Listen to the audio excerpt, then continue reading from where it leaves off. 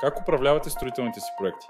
Вероятно с много телефонни обаждания, разбъркани документи, трудна връзка между офиса и обектите и незнание какво се случва с бюджета по време на проекта.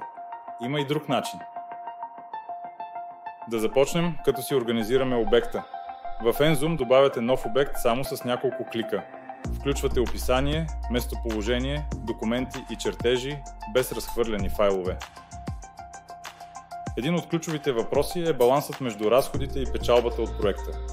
Лесно създавате и одобрявате бюджет, а вградените номенклатури осигуряват прецизно разпределение на средствата. За да сте сигурни в контролираното разходване по проекта, могат да се добавят заявки за разход за доставки или услуги. Гъвкавият процес на одобрение с различни нива ви гарантира, че знаете къде отива всяка стотинка. А какво става в склада? С Nzoom няма да ви се налага да се чудите къде са кофражните платна. Прикрепяте входяща фактура и приемателен протокол и всички наличности се актуализират автоматично. Всички материали, труд и машини се добавят в плана по дейности. Дневните отчети автоматично намаляват складовите наличности и сте наясно кое, къде и защо е отишло. Представихте ли си една по-различна картина с Nzoom? Контролирайте строителния процес от първия документ до последния разход.